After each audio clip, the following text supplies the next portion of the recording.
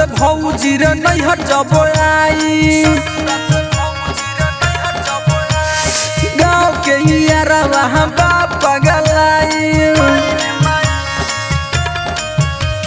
ससुरा से भौजी रे नैहर जब आई गाँव के यारा वहाँ बाप पगलाई मिले खती हम के बोलावे खरिहाना हम लुटता खजाना मजा मारे कहे हम हई तोर दीवाना हम लुटता खजाना रोज रोज हम के बोलावे खरिहाना हम लुटता खजाना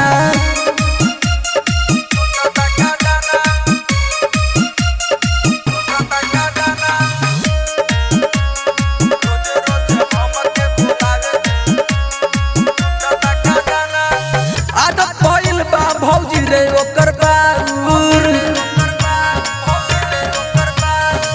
तैका से मन ना भरे कहे आउर आदत भइल बा भौजी रे ओकर बाउर तैका से मन ना भरे कहे आउर तो फोनावा पर खाली हमें मारत आवे ताना हम लुटता खजाना मजा मारे कहे हम हई तोर दीवाना हम लुटता खजाना रोज रोज हम के बोलावे खरिहाना हम लुटता खजाना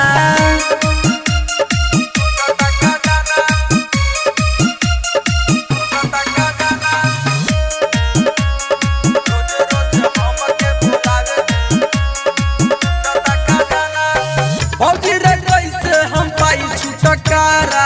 भौजी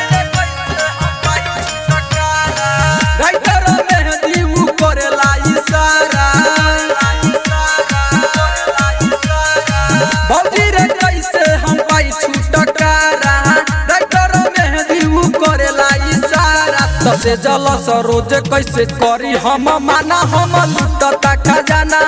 मजा मारे कहे हम हई तोर दीवाना हम लुटता खजाना रोज रोज हम के बोलावे खरिहाना हम लुटता खजाना। वसंत रिकॉर्डिंग स्टूडियो खरझकिया।